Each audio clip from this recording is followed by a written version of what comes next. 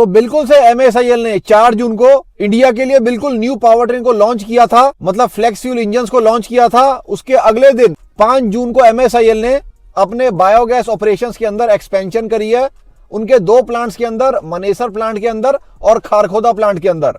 आज वाली वीडियो के अंदर हम MSIL की लेटेस्ट पावर ट्रेन मतलब फ्लेक्स फ्यूल इंजन के बारे में और भी डीपली बात करने वाले हैं। और जब रियल वर्ल्ड के अंदर फ्रॉन्क्स के अंदर ये 1200 सीसी का 4 सिलेंडर फ्लेक्स फ्यूल इंजन आएगा तो एक्चुअल में माइलेज कैसी निकल कर आने वाली है उस पावर ट्रेन की। E85 कन्वर्जन किट्स के बारे में भी इस वीडियो के अंदर बात करने वाले हैं और भी काफी सारी बातें करने वाले हैं in future ready power train को लेकर। तो वीडियो के अंदर एंड तक जरूर बने रहे। चैनल के ऊपर अगर आप फर्स्ट टाइम आए तो चैनल को सब्सक्राइब जरूर कर लें, लाइक बटन हाई बटन को भी जरूर से दबा दें। अब कुछ भाई लोग मेरे को कमेंट करके ये वाली चीज बोल रहे हैं कि मजा नहीं आया, मतलब जो वैगनर फ्लेक्स का लॉन्च किया गया है उसके ऊपर मजा नहीं आया। तो एक्चुअल में इंडियन कार मार्केट के अंदर ट्रेंड क्या चल रहा है, बिल्कुल से उस वजह से आप सब ये वाली बात कह रहे हैं। लेकिन इस चैनल का जो टेक रहता है ना, वो हमेशा गहराई की तरफ रहता है। हम लोग जनरली फेसलिफ्ट्स के अंदर या अपडेट्स के अंदर कार्स के DRL के डिजाइन को देख रहे हैं, कार्स के अलॉय व्हील्स को देख रहे हैं, अलॉय व्हील का डिजाइन चेंज हो गया ये देख रहे हैं, अलॉय व्हील का साइज बड़ा हो गया ये देख रहे हैं, गाड़ी के अंदर बड़ा इंस्ट्रूमेंट क्लस्टर आ गया ये चीज हम देख रहे हैं, गाड़ी के अंदर 10.25 इंच का इंफोटेनमेंट सिस्टम आ गया, इन चीजों को हम लोग देख रहे हैं। पैनोरामिक सनरूफ कौन सी गाड़ी के अंदर आ रही है, हम लोग इस चीज को देख रहे हैं। हम लोग इस चीज को क्यों देख रहे हैं, क्योंकि हमें वो चीजें दिखाई जा रही हैं। अब एक काफी पुराना गाना है जिसके अंदर ये वाली एक लाइन है, कभी नए पैकेट के अंदर बेचे तुमको चीज पुरानी। अब यहाँ पर जो मैं बोलना चाहता हूँ बहुत ही सीधी और स्पष्ट बात आपको बोलूंगा। जितने भी सारे अपडेट्स हुए हैं, जितने भी सारे फेसलिफ्ट हुए हैं, चाहे मैं वेन्यू फेसलिफ्ट की बात कर लेता हूँ, एक्स्टर फेसलिफ्ट की बात कर लेता हूँ, सेल्टोस फेसलिफ्ट की बात कर लेता हूँ, महिंद्रा XUV 7XO की बात कर लेता हूँ, जितनी भी गाड़ियों के अंदर चेंजेस हुए हैं ज्यादा से ज्यादा या तो गाड़ियों का प्लेटफॉर्म चेंज कर दिया गया है या बहुत सारी केसेस के अंदर सिर्फ गाड़ी को सुपरफिशियली चेंज कर दिया गया है। होंडा सिटी को भी सुपरफिशियली ही चेंज किया गया। लेकिन दोस्तों मेरा क्वेश्चन यहाँ पर यह आ जाता है, जो भी सारी गाड़ियों को अभी रिसेंट के अंदर अगर मैं 1 साल को काउंट कर लेता हूँ, फेसलिफ्ट किया गया या अपडेट करी गई, क्या किसी भी गाड़ी के अंदर इंजन का चेंज किया गया है? मैं यहाँ पर सिर्फ facelift cars, next generation cars या अपडेटेड कार्स की बात कर रहा हूँ। आप मेरे को कमेंट के अंदर ये जवाब देना, क्या किसी भी गाड़ी के अंदर अगर 1-1.5 साल को हम काउंट कर लेते हैं, क्या किसी गाड़ी के अंदर इंजन का चेंज किया गया है? भाई साहब असली मेहनत लगती है, असली तेल निकल जाता है माथे से इस काम के अंदर। तो 4 जून को कुछ ऐसा हुआ है इंडियन कार मार्केट के अंदर जो आपको देखने के अंदर तो उतना ज्यादा खूबसूरत नहीं लग रहा, लेकिन आगे आने वाले 4 से 5 साल के अंदर ये जो पावर ट्रेन है ये पूरी इंडियन कार मार्केट को ओवरटेक कर लेगी। दोस्तों जिस तरीके से पिछले 5 साल के अंदर CNG पावर ट्रेन ने इंडियन कार मार्केट को ओवरटेक किया है ना, उसी तरीके से flex fuels Indian car market को पूरे तरीके से ओवरटेक कर लेंगे। तो मेरे वीरों, जो चीज आपको देखने के अंदर उतनी खूबसूरत नहीं लग रही ना, मतलब मारुति की न्यू पावर ट्रेन, ये आगे आने वाले कई सालों के लिए बहुत ज्यादा एफिशिएंट और बहुत ज्यादा जरूरी चीज होने वाली है। जीरो एमिशन नॉर्म्स के अंदर FFVs को ऑलरेडी नीति आयोग ने डाल दिया है। और ये जो सारी गाड़ियों का मतलब ब्रेजा का, फ्रॉन्क्स का, बलेनो का, YMC का इतने टाइम से रोड टेस्ट चल रहा है, ये इसीलिए चल रहा है क्योंकि इन सारी गाड़ियों के अंदर आपको फ्यूचर रेडी पावर ट्रेन देखने को मिलने वाली है। और लॉन्ग रन के अंदर आपको ना तो गाड़ियों के DRL चेंज काम आने वाले हैं, ना तो आपको गाड़ियों के इंटीरियर चेंज काम आने वाले हैं, ना तो आपको बड़े साइज का इंफोटेनमेंट काम आएगा। आपको काम अगर सच में कोई चीज आएगी ना तो फ्यूचर रेडी पावर ट्रेन काम आएगी मेरे भाइयों। और देखो मारुति स्टार्टिंग से ये वाली चीज करते हुए आए हैं, चाहे फैक्ट्री फिटेड CNG की बात कर ली जाए, चाहे अंडर बॉडी CNG की बात कर ली जाए, उन्होंने विक्टोरिस के माध्यम से करके ये दिखा दिया था 8 से 9 महीने पहले, चाहे डबल इंजेक्टर के नेचुरली एस्पिरेटेड इंजन बना के दिखाने की बात आ गई, वो भी उन्होंने ब्रेजा के अंदर और फ्रॉन्क्स के अंदर बना के दिखा दिए थे। और अब ये चीज कतई मत सोचना कि ये वाली जो पावर ट्रेन है ये वैगनआर के अंदर सीमित रह जाएगी, ये बिल्कुल से और गाड़ियों के अंदर भी MSIL बिल्कुल फैलाएंगे। जिस तरीके से इन लोगों ने CNG को भी ऑलमोस्ट अपनी सारी गाड़ियों के अंदर डाल दिया था, आप मान के चलो काफी सारी गाड़ियों के अंदर आपको ये पावर ट्रेन बिल्कुल से देखने को मिलेगी।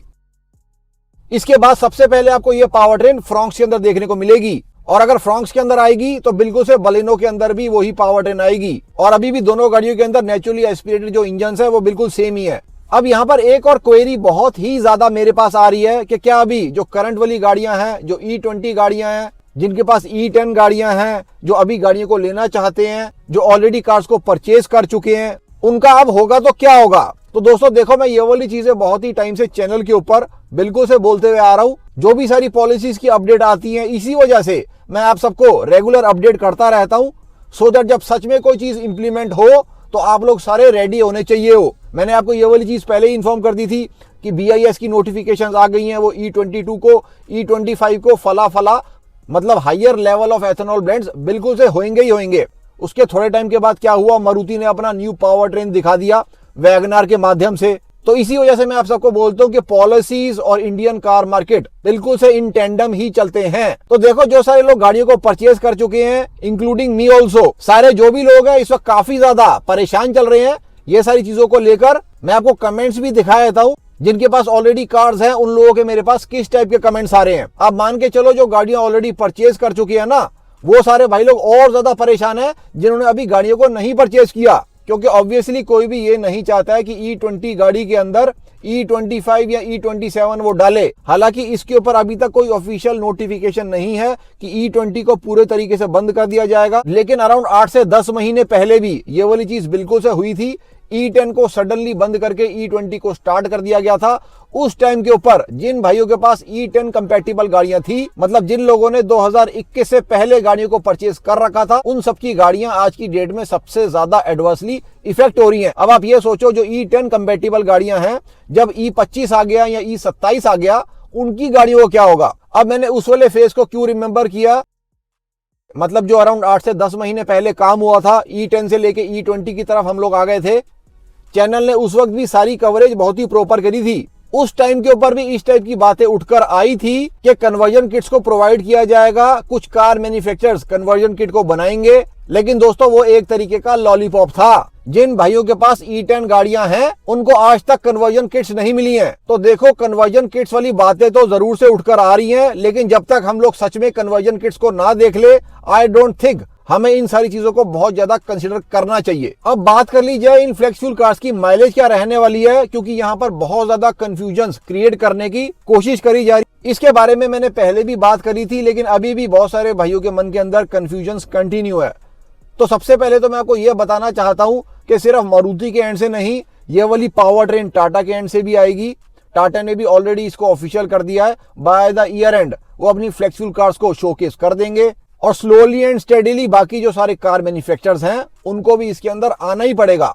चाहे महिंद्रा हो गए, चाहे हुंडई हो गए, और हुंडई आ गई तो किया तो ऑटोमेटिकली आई गई। तो जितने भी सारे कार मेकर्स के इंजन रहने वाले हैं, जो बेस्ट माइलेज आने वाली है, आप मान के चलिए कि मारुति के फ्लेक्स फ्यूल इंजन की माइलेज सबसे बेस्ट और बेटर रहने वाली है।